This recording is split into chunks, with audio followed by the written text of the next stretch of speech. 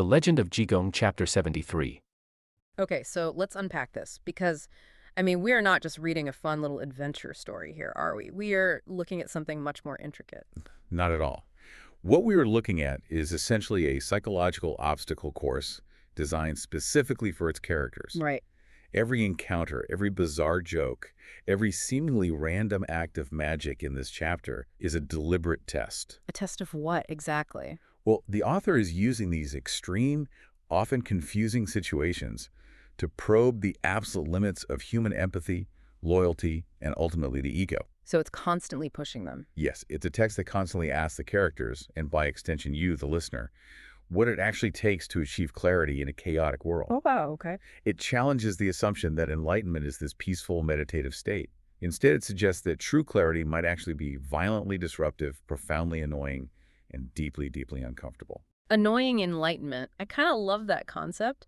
And to understand how this monk operates in these massive life or death situations, we actually have to look at how he handles the most mundane, annoying parts of everyday life, right? That's right. The contrast is key. Because the chapter doesn't begin with grand magic or some cosmic battle between good and evil. It starts with, bureaucratic panic. Yes, the most relatable panic there is. The mundane meets the magical in the most relatable way possible. So, the monk, Jigong, this supposedly divine, incredibly powerful figure, has just slipped away in the middle of the night from a local inn. He basically ghosted his own entourage. He totally did. And his two guards, or runners, Chai and Du, they wake up and realize he's gone. Panic sets in. But they aren't worried that they've lost a holy man. They aren't worried about the spiritual implications of losing their guide or failing some divine mission. Not at all. No, they're absolutely terrified that they're going to be stuck paying the inn's food bill. It is such a wonderfully grounded detail. And, it immediately sets the stakes for the ordinary people caught in the orbit of the divine. It's so funny. You have to put yourself in the shoes of Chai and Du. They are low-level government runners. They are working-class bureaucrats. Just average guys. Exactly. They do not have deep pockets, and they certainly don't have expense accounts that cover the whimsical disappearances of magical monks. Right. Their primary concern is immediate financial survival. The text tells us they don't even wait for the innkeeper to wake up. They are that scared of the bill. They are so panicked about this impending bill that they literally jump the wall of the inn to escape in the dead of night. Government officials doing parkour over a brick wall. Yes. They make a break for it, run straight to the Lungyu County Yamen, the government office, asking around a tea shop, desperately trying to track down this quote-unquote poor monk before the innkeeper realizes what has happened. It's just the ultimate nightmare for a mid-level employee. It's like losing your eccentric CEO on a business trip and suddenly realizing you're on the hook for the entire corporate card bill. Yes, the perfect analogy. And you know for a fact you don't have the funds in your checking account to cover it. You're not thinking about the company's grand vision. You're thinking, I cannot afford this minibar tab. I am going to be ruined. That's their exact mindset. So they eventually track him down, naturally, to a small tavern. He's just sitting there having a drink, entirely unbothered by the chaos he has caused. Just chilling. Yeah, and Chai essentially says, we have been suffering because of you. The least you can do is explain yourself. But wait, I have to pause and try to make sense of this from a structural perspective. That's what's the hang-up. If this text is fundamentally about a holy figure, a man with profound magical abilities who goes around dispensing justice and saving lives, why start the chapter with such petty, grounded concerns? It seems counterintuitive, right? Yeah. Doesn't focusing on a skipped restaurant bill and two panicked mid-level employees completely undermine the majesty of the holy man? You might think so, but what's fascinating here is that the text intentionally brings the divine down to earth right from the jump. Okay, why though? Precisely to redefine what divine actually means in this universe. If you introduce a character as purely ethereal, floating above the concerns of normal people, glowing with holy light, and speaking only in profound riddles. Right, he becomes unrelatable. Exactly. He becomes a concept rather than a character. By showing the monk casually drinking in a tavern while his handlers sweat over a few coins, the author establishes his chaotic neutrality towards societal norms. Chaotic neutrality, that makes a lot of sense. Jigong doesn't operate by the rules of polite society, let alone the rules of commerce or bureaucracy. He exists in the world. He partakes in its pleasures, like drinking in a tavern, but he refuses to be bound by its anxieties. He's above the stress, not the setting.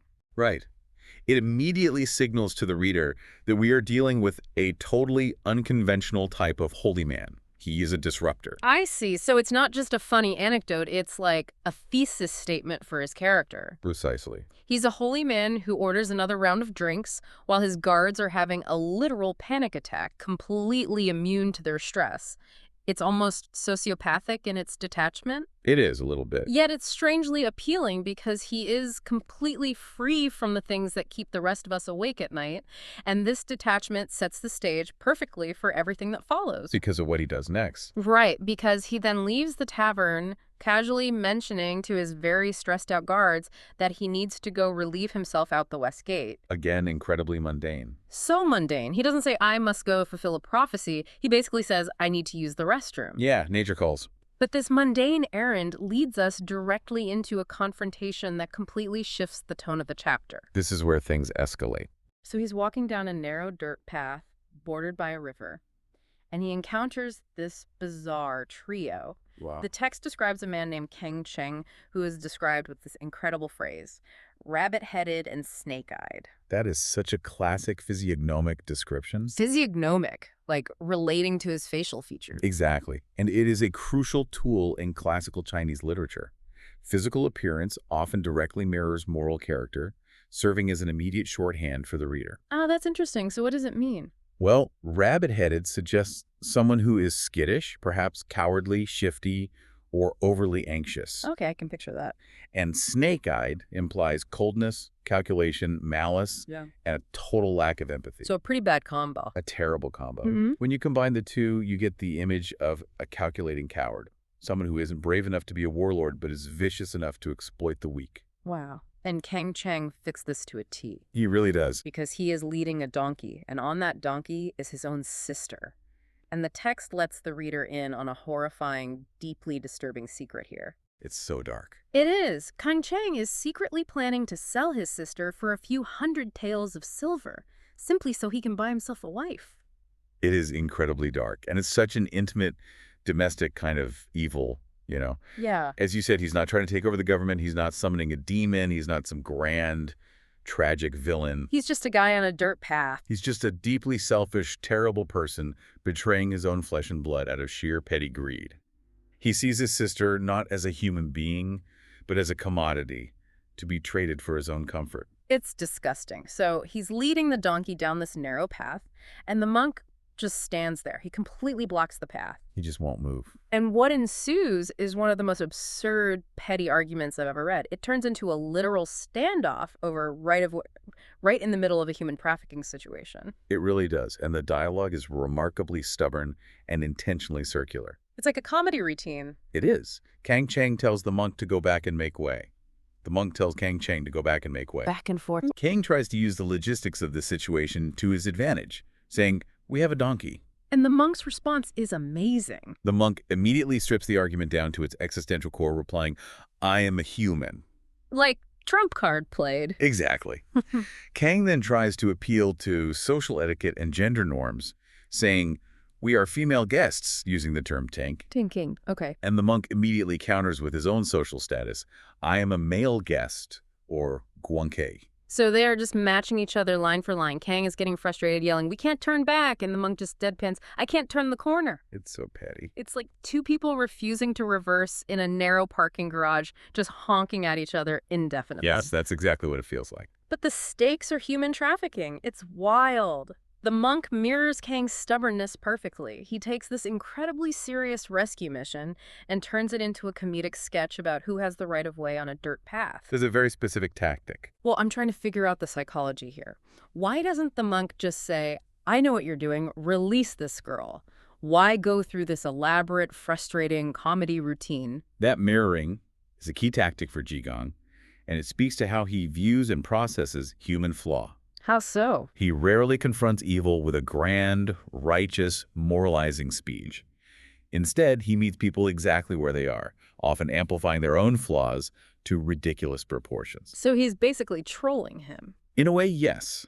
Chen is being stubborn, selfish, and utterly unyielding in his horrible plan. So the monk becomes impossibly stubborn and seemingly selfish about his place on the path. Ah, I see. He frustrates the villain before he punishes him. He essentially holds a mirror up to Kang Cheng's pettiness. By making the argument about something as trivial as the right-of-way, the monk highlights the absurdity of Kang Cheng's worldview. A worldview where his own convenience is the only thing that matters? Right, a worldview where his own minor convenience getting a wife outweighs the life and freedom of his sister. The monk is dragging the cosmic stakes down to the dirt. And when the punishment finally comes, it is so shockingly casual. So casual. There's no epic battle. The monk just points his finger, chants Om Mani Padme Hum, and uses a spell. The Ding Shen for, or body-freezing magic. Yeah. He literally just paralyzes Kang Cheng and the girl mid-argument. He takes the donkey by the reins and casually strolls off toward a willow forest, leaving them there like statues. Just completely immobilized. He treats stopping a human trafficker with the exact same energy one might use to swat a mildly annoying mosquito. It's essentially a magical traffic stop. That's a great way to put it. He just impounds the vehicle, the donkey, and leaves the perpetrator frozen on the side of the road. It perfectly highlights the absolute disparity in power between the mortal and the divine. Kang Cheng's evil is petty, mundane, and rooted in physical limitations. Right, he's just a bad guy on a road. Therefore, the monk's solution is effortless and completely circumvents physical reality. But from a structural standpoint, this scene is crucial for the reader. Why is that? It serves as a narrative warm-up. The text is intentionally establishing a baseline. We're moving from a small-scale domestic villain in Kang Cheng to a large-scale, lethal one in the next scene. Oh, I see. Ramping up the stakes. Exactly. It's showing us how the monk deals with the lower end of the spectrum of evil, creating a sense of scale before we get to the real heavy hitters. If he treats human trafficking this casually, how will he react when he faces a true monster? And that transition is stark, because once he gets to that willow forest with the stolen donkey, the scale of the threat absolutely explodes. It shifts gears completely. We transition instantly from a guy being a jerk on a dirt path to an active, brutal execution. In the forest, we meet the ultimate classic villain of this chapter, Hua Yunlong. A truly terrifying figure. And Hua is standing over three heroes, Lei Ming, Chen Liang, and the Younging. The dying man. Right. He's about to murder them. The monk arrives, and he doesn't cast a spell. He just shouts, "Good Hua Yunlong, where are you going?" And that's all it takes. Just his presence, just the sound of his voice, scares this master assassin away. Ha bolts into the trees. He knows better than to mess with Jigong. Clearly. And then, as the heroes are recovering from the shock of nearly being executed, Chen Liang provides us with this massive, incredibly detailed backstory dump. He essentially reads us Hua Yunlong's resume of evil, and it is extensive. The backstory provided by Chen Liang is not just narrative exposition, though. It is essential for understanding the highly specific moral framework of the Jianghu. The Jianghu. Can you explain that for those who might not know? Sure, it's the martial arts underworld, or the world of brotherhood, that these characters inhabit. This is a world that operates parallel to and often outside of conventional law and order. Got it. So like an outlaw code. Exactly. But before we get into the heavy morality, we get a bit of comic relief mixed with genuine terror regarding Chen Liang himself. Oh, right. His backstory. He reveals that he actually previously tried to become the monk's disciple back in Linan, but he fled before the initiation was complete. I found that detail genuinely horrifying, even as it was played for a kind of grim comedy. It's definitely jarring. He fled because the initiation ritual involved pouring literally boiling water on his head and using a vegetable chopping knife, a literal meat cleaver, to shave his hair. Yes, a meat cleaver haircut. It's like, what kind of spiritual onboarding is that? Using a meat cleaver for an initiation tells you immediately that entering this spiritual world is not about finding inner peace by a waterfall. Far from it. It's an act of violence against your past self. You've hit on exactly why that detail is there. It sounds horrific to our modern sensibilities, but it functions perfectly as a metaphor for the extreme, often terrifying nature of spiritual commitment in this universe. It's a visceral metaphor. To follow Jigong, to truly walk the path of the divine, is not a gentle process. It requires a brutal, uncompromising severing of worldly attachments. The water and the knife. Right, the boiling water and the meat cleaver represent the literal and figurative destruction of the old self, the ego, and societal vanity. It's violent, it's dangerous, and Chen Liang simply wasn't ready for that level of ego death. He noped right out of there. He looked at the boiling water and said, "No, thank you. I choose my vanity and my comfort." He chose what he perceived to be the comparatively safer world of martial arts brotherhood. While Safer is definitely doing a lot of heavy lifting in that sentence, considering the company he decided to keep in that brotherhood, That be true. because his chosen family led him straight to Hua Yunlong. And Hua Yunlong's crime spree is insane. It reads like a worst of list. Chen Liang lists off these crimes, and they escalate so quickly. There's rape and murder at the Wuzhu Temple. There's killing a guy known as the street-clearing Tai Suit at the Taishan Tower. Heavy crimes. And then he robs Prime Minister Chen's mansion. And this is the part I want to focus on, because the text doesn't just say he stole treasure or gold. It's very particular. It gets hyper-specific, almost like an inventory ledger. He stole an exquisite, translucent white jade bracelet and a 13-row, jewel-inlaid pearl phoenix crown. A mouthful of a treasure. I'm trying to understand the mechanics of the writing here. Why did the author include 13 rows of pearls? Why that level of hyper-specific opulence when the guy just fenced it or ran away with it? That specificity is a hallmark of this genre, and it serves a very deliberate purpose. Grounding the fantasy in intense material reality makes the world feel lived in, tangible, and economically real. Okay, that makes sense. A 13-row, jewel-inlaid pearl phoenix crown isn't just generic fantasy loot. It's an object of immense quantifiable value and incredibly high social status. It's a statement piece. We have to unpack what that level of opulence represents in the historical context of the text. The heroes are traversing dirt paths, dealing with unpaid tavern bills and fighting in muddy willow forests. They're broke. Exactly. By contrasting their reality with the extreme, almost incomprehensible wealth of the prime minister, the author establishes the massive economic disparities of this world. The gap between rich and poor is huge. Furthermore, it shows that Hua Yanlong isn't just a common thug holding up merchants on the road. He operates at the highest levels of audacity. Stealing from the prime minister is bold. To strike at that residence, to steal an object so specific and recognizable that it could never be openly sold, requires a level of skill and arrogance that elevates him from a common criminal to a premier threat. He's not messing around. But as staggering as his resume is, the real crux of Chen Liang's story, the true moral dilemma, is the betrayal. Exactly, because Chen Liang and Lei Ming, these supposed heroes, the guys we were supposed to be rooting for, they were actually aiding and abetting him. They were his accomplices, basically. They weren't hunting him down initially. They initially hid Hua Yanlong from the law.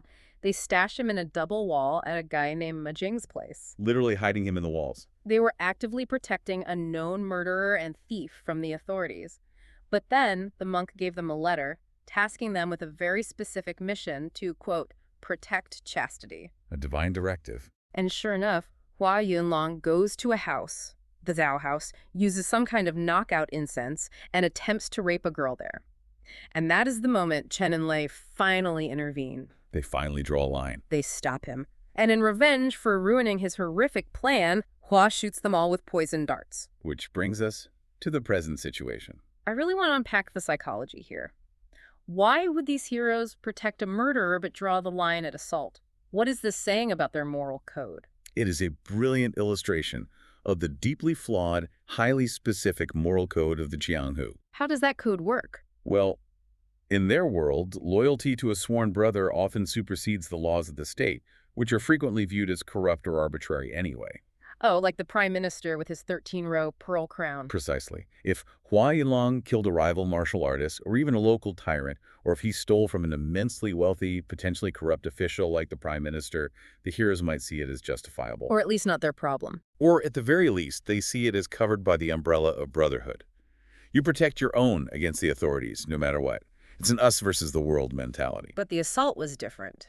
However, sexual assault, particularly against an innocent woman in her own home, violates a much older, deeper taboo regarding honor and the protection of the vulnerable. It's cowardly. It crosses a line from anti-establishment rebellion into irredeemable predation. It's fascinating because it shows that their morality isn't based on an absolute scale of good and evil. It's based on an internal code of honor. A very strict, albeit skewed, code. Murdering a rival is just part of the game. Robbing a corrupt official makes you a folk hero, but preying on the helpless shatters the illusion that they are honorable outlaws. It ruins the myth they've built about themselves. So they do have boundaries, they just take a while to get there, and they tolerate a lot of collateral damage along the way. Precisely. And the text uses Hua Yunlong to define the absolute limits of this brotherhood. A stress test for the Jianghu. The hero's misplaced loyalty, their willingness to overlook the murders at the Wuzhou temple, nearly gets them killed. It proves that blind allegiance to a bad person, simply because they share a martial arts background or took a blood oath, is a fatal flaw. You can't just ignore the red flags. The author is critiquing the very concept of the Jianghu Brotherhood. Yeah. They had to learn the hard way that you cannot shelter a monster and expect it not to eventually bite you. You cannot compartmentalize evil. Which brings us right back to the horrific reality of the poison darts, the consequence of their misplaced loyalty. And this transitions us to what I think is the most challenging, emotionally complex part of the entire chapter. The ultimate empathy test, or what we might call the comedy of despair. Let's zoom in on Yang Ming.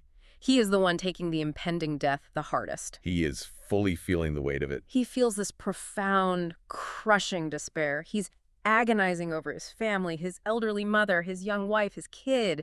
He is staring into the abyss. It's a deeply human moment. If you are listening to this, just put yourself in Yang Ming's shoes for a second. You are in agonizing physical pain, entirely consumed by the worst day of your life, knowing your family is going to starve without you. The panic would be overwhelming. The text really lets you feel the weight of his grief. It doesn't rush past it. And then we get the absurd interruption. Yes. Just as Yang Ming is facing the tragic, uncompromising reality of his own death, the monk decides to put on a show. A completely unhinged show. Yang Ming looks over through his blurry, tear-filled, poison-addled vision and sees the monk pretending to hang himself from a tree. Talk about bad timing. Right. And it's so convincing, or at least so startling, that the old man from earlier Kang Daewan, the father of the frozen scoundrel who apparently followed the monk to the forest, runs over in an absolute panic to save him. He really thinks a holy man is committing suicide. He thinks he's dying. And the punchline is delivered with absolute deadpan precision, completely undercutting the tension. What does he do? The monk drops down, completely unharmed. When the old man, panting and terrified, asks if he's dead, the monk casually explains that he hung himself by the back of his neck, the back of his head hook, just to see if it hurts. Like it's a science experiment. He literally says, if it didn't hurt, I would have actually hung myself. Unbelievable. And the reason for this supposed suicide attempt? He lost 5 taels of silver that his master gave him to buy monk robes and shoes, and he's scared of getting beaten by his master for losing the money. Okay, I have to hold my ground and push back on this. Sit for it. I understand that Jigong is unconventional, but let's be honest. This feels incredibly tone-deaf and fundamentally cruel. I can see why you'd say that. You have a man bleeding out, legitimately worrying about his orphan child and his widowed mother, facing the total annihilation of his existence. And the monk, who we know has the power to fix this instantly. He could heal him in a second. Yeah. He's playing a practical joke. He's doing a physical comedy routine about losing $5 while a man is dying in agony next to him. Doesn't this make the monk's morality just as questionable as the villain's? It feels manipulative and entirely devoid of compassion. I completely understand that reaction, and it is wildly inappropriate by any normal social or ethical standard. It is deliberately offensive. Then why do it? But if we dig into the mechanics of what Jigong is doing, we see a profound psychological intervention. Think about what despair actually does to a human being. It breaks you down. Right. But when we are in deep pain, whether physical or emotional, our world shrinks rapidly. We become entirely inward-facing. Our ego consumes our entire field of vision. We only see our own suffering. Exactly. Yang Ming is trapped in a feedback loop of his own tragedy. He's essentially drowning in himself. The monk cannot simply heal him while he's in that state, because the spiritual healing requires a receptive vessel. Okay, so the state of mind matters for the magic to work. So the monk uses the shock of absurdity to break that loop. He is forcing Yang Ming out of his inward-facing despair by presenting him with a problem so ridiculous, so outwardly stupid, that it demands external attention. It's a distraction technique. It's a test. He is testing whether a man, at the very moment of his own death, still possesses the capacity for outward empathy. He is asking, Can you look past your own annihilation to see someone else's petty inconvenience? Wait, I'm trying to make sense of this. So it's not just a joke, it's a diagnostic test? Exactly. He's essentially saying, I know you're dying, but is your soul still alive enough to care about someone else's problem, even a stupid one? Spot on. And the crazy thing is, Yang Ming passes the test. Despite dying, despite the literal poison coursing through his veins and the grief suffocating him, Yang Ming hears this ridiculous story about 5 taels of silver, and he takes pity on the monk. It's a remarkable shift. He tells him not to die over something so small, and then he does something incredible. He offers the monk the money from his own pouch. He has over 20 taels of broken silver. A significant amount. I mean, think about the listener. If you were dying in a forest and a guy next to you started complaining about losing $5, would you give him your last 20? Or would you curse him out? Most people would curse him out. Yang Ming is literally giving away his life savings on his deathbed to a guy who is just hanging by his neck for fun. It is a profound act of charity. It is a radical form of charity, and it demonstrates that Yang Ming's fundamental nature is good. He's a good guy deep down. He realizes he cannot take the money with him. His ego is dissolving, and rather than letting the silver go to waste or hoarding it bitterly to the bitter end, he chooses to relieve another person's suffering. Even if it's a silly suffering. Even if that suffering is comically trivial compared to his own impending death. It's a beautiful moment of human connection that proves he's worthy of being saved. It is beautiful. It's a soaring moment of the human spirit, until the monk absolutely ruins it. He really does pivot quickly. Because instead of falling to his knees and thanking Yang Ming, instead of offering comfort, the monk takes the money and immediately starts complaining about it. The audacity. He looks at the 20 taels and says, well, it's more than I lost, but it's too fragmented. It's in pieces. And the purity is a bit off. Criticizing a dying man's gift. He just takes it without a single word of gratitude. He leaves a 1-star review on the quality of a dying man's life savings. And we see the immediate reaction of the observer. Kang Dewon, the old man, is absolutely furious on Yang Ming's behalf. As he should be. He calls the monk ignorant and unreasonable. The text is brilliantly using the bystander to voice our exact outrage as readers.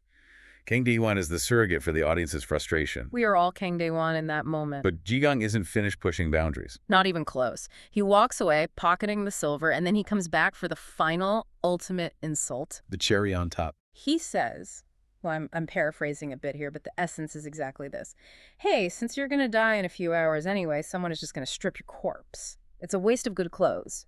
Why don't you take off your nice outfit right now and give it to me? It is a breathtakingly rude request. It violates every taboo about respecting the dying. It's beyond rude. It feels sociopathic. And what happens, Yang Ming is so deeply insulted, so thoroughly enraged by this utter lack of human decency, that his anger surges. He snaps. He says, you, this monk, so unreasonable, you are angering me to death. And the sheer physiological spike of his rage causes his dart wound to flare up in agonizing pain, and he completely passes out. He faints from anger. The anger takes over completely. Now, I need you to explain this to me because I'm struggling. Is he trying to induce some kind of physiological shock? Like hitting the reset button with a massive spike of adrenaline so the medicine he's about to give him can take hold? Why provoke a dying man to the point of unconsciousness? Your intuition about a physiological shock is spot on. The monk is performing a simultaneous spiritual and physical reset. Okay, walk me through that. Think about the layers Jigong is methodically stripping away from Yang Ming.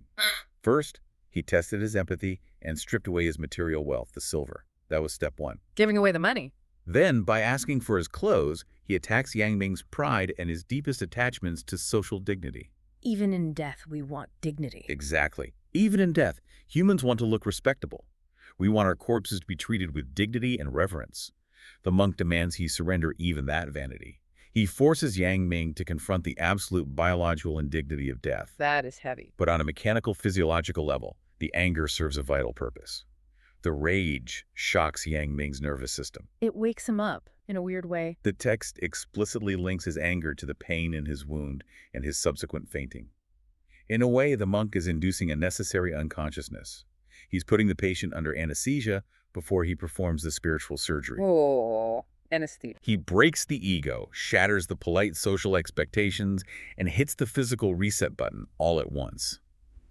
If Yang Ming had remained in a state of polite, sorrowful despair, the healing might not have taken hold. The fire of his anger burns away the stagnation of his grief. Okay, that actually makes sense when you put it like that. It's like you can't pour new tea into a cup that's already full of muddy water. Exactly, you have to empty it first. You have to aggressively dump the cup out first. And Jigong dumped Yang Ming's cup out by making him blindingly, overwhelmingly angry. It's an exposure therapy of the soul. That's a perfect description. And this massive emotional purge sets the stage for the healing. The heroes, Lei Ming and Chen wake up from their poison-induced comas. They see the monk and immediately start begging for their lives. "Holy monk, save us!" They know who has the power. And the monk, in classic form, chides them first. He reminds them that he specifically told them to leave the Longyu borders, and they didn't listen. It's a very I told you so moment. Classic parent move. It reinforces that his earlier mundane warnings had cosmic weight. But then he finally gets to work. And the healing process is instantaneous, but it is also remarkably visceral and intimate. How does he do it? He doesn't just wave a magic wand or recite a detached prayer from afar. He gives them a magical medicine to eat. He physically gets his hands dirty, pulling the poison darts out of their bodies. Gross, but necessary. And then he takes the medicine, chews it up in his own mouth, and applies the chewed-up paste directly to their wounds. Wow, that is intimate. It's deeply physical. The text says that in the blink of an eye, they are restored to perfect health. The poison is gone, the tissue is repaired, they are back to normal. Just like that. He then does the exact same for Yang Ming, waking him up from his anger-induced faint and healing him completely, erasing both the physical wound and the lingering despair. It's a genuine miracle. We just saw this display of boundless, intimate compassion. He literally chewed the medicine for them, mixing his own saliva with the cure. The ultimate act of care. But what makes this text so shocking is how quickly that compassion evaporates when the monk turns his attention to the unrepentant. The tonal shift happens again. Because right in the middle of this celebration, while the heroes are rejoicing over their newfound health, the monk casually leans over to Lei Ming and whispers in his ear. He gives him an order. He says, "Hey, remember that bad man I froze on the small dirt path? Go back there and kill him." He just orders a hit. It is a stunning, almost whiplash-inducing juxtaposition of moral actions. In one breath, he is a miraculous, tender healer, restoring life to flawed men who disobeyed his direct orders. Yeah, he just saved them. In the very next breath, he's calmly ordering an extrajudicial execution of a man who is currently paralyzed and unable to defend himself. It is so jarring. We just spent all this time analyzing how the monk uses comedy and annoyance to teach lessons, and then suddenly the goofy monk who was just complaining about pocket change and faking suicide just casually orders a mob-style hit on a guy frozen on the side of the road. The consequences are real in this world. Yes. And the narrative gets even more intense because the old man, Kang De-won, comes over. He begs the monk to help him find his missing daughter. The one on the donkey. Right. The monk points to the edge of the forest, lifts the magic veil, and reveals the daughter still frozen on the back of the donkey. And then the monk bluntly admits to Kang De-won, looking him dead in the eye, "Oh, by the way, I just sent a guy to assassinate your son." And how does the father react to hearing that his son has just been ordered to die by the man standing in front of him? This is the wildest part of the entire chapter to me. Instead of being horrified, instead of weeping for his son or attacking the monk in a rage, Kang De-won thanks the monk. He is grateful. He falls to his knees in gratitude. He realizes that his son, Kang Cheng, was a monster who was going to sell his sister, ruin her life, and ultimately destroy their entire family anyway. He sees the big picture. He accepts the execution as a necessary, even merciful good for the greater survival of his family unit. This exchange forces us to grapple with the duality of the divine figure in this text and the universe's unflinching portrayal of justice. It's a harsh justice. Jigong is boundlessly compassionate to the heroes, despite their massive flaws like protecting a murderer, because they have a core of righteousness. They can be saved. They drew the line at sexual assault. Yang Ming displayed profound empathy even while dying. They are redeemable, their cups can be emptied and refilled, but the monk has absolutely zero tolerance for the irredeemable, predatory selfishness of Kang Cheng. He's a lost cause. He acts as an uncompromising judge, jury, and executioner, and the father's reaction, thanking the man who ordered his son's death, highlights a brutal survivalist morality within this universe. Survival at all costs. It's a world where evil must be excised like a malignant tumor to save the rest of the body. There is no modern concept of rehabilitation for Kang Cheng here. There's only swift clinical elimination. It really paints a picture of a world where justice is swift, brutal, and utterly pragmatic. You are either on the side of empathy and capable of growth, or you are removed from the board entirely. No gray area there. So the heroes are fully healed, justice has been violently meted out to the traffickers, the girl is saved and reunited with her grateful father. The chapter seems to be wrapping up perfectly, right? I think so. The music should be swelling. The monk tells the heroes, all right, follow me north. We're finally going to capture the ultimate villain, Hua Yinlong, and put an end to his crime spree. The big finale is coming. They start walking. They feel invincible because they have a literal living god walking point for them. And then, the ultimate rug pull. A masterful narrative rug pull. They walk a short distance, and suddenly the monk simply vanishes. He just disappears into thin air. Gone. The heroes look up, completely confused, and standing right in front of them is the terrifying Hua Yinlong, and he's got an unknown, highly skilled accomplice with him. The worst possible time to lose your magical backup. The heroes don't run this time. They draw their swords in a rage, ready to fight, and that is exactly where the chapter ends, on a massive, sudden cliffhanger. It leaves you breathless.